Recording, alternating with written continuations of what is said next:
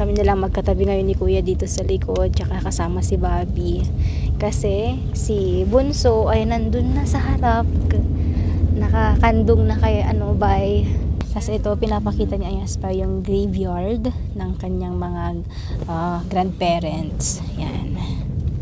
So, andito na kami ulit sa bahay ni na Ayas Bay, yung kanilang lumang family house. Yan. Grabe, ang lamig. Ang lamig-lumig na. Let's go inside. So, come here.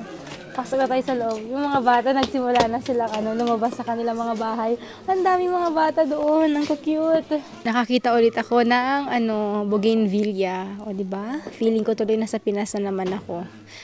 Sa probinsya namin. Ito yung area kung saan yung may mga baka dito na diba? Tapos feeling ko, hahabulin ako.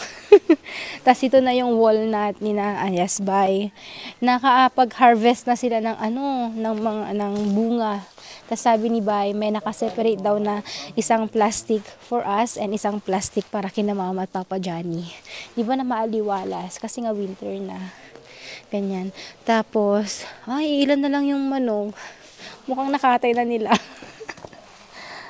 Siyempre si Bunso, inuuna na ang pagduduyan doon. Hindi na talaga niya pinalampas. Let's go inside. Let's go and check inside. Why not? Yan. Assalamualaikum, Bobby. Bobby ni Ayas Bay. Kakilala ko na rin ang mga Bobby ni Ayas Bay. Pati yung mga kapatid niya. Diba? Talagang kapamilya na namin sila. Pasok na kami sa loob kasi prayer time na rin. Bunso, come here now. It's prayer time. Magre-prayer. Ayan ang kuya. Tinatanong niya kung aakyat daw kami sa bundok. Ayan naman ang Bunso. Behave siya ngayon. Sabi ko nga kanina, ito yung area na pwedeng pagpatayuan ng tent, then barbecue, camping. Tapos si Bay naman, pinapakita niya ngayon sa amin yung kulungan ng mga baka dito. Binuksan na niya. So sige, pasukin natin. Okay.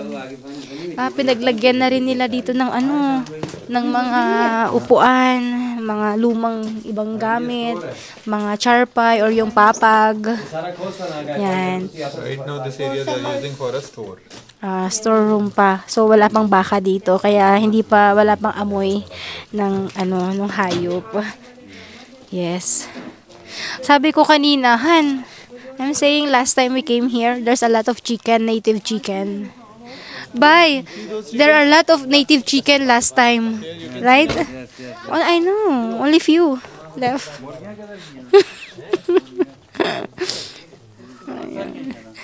Mag-request kaya ako dito kay Bay na magluto kayo ng native na chicken.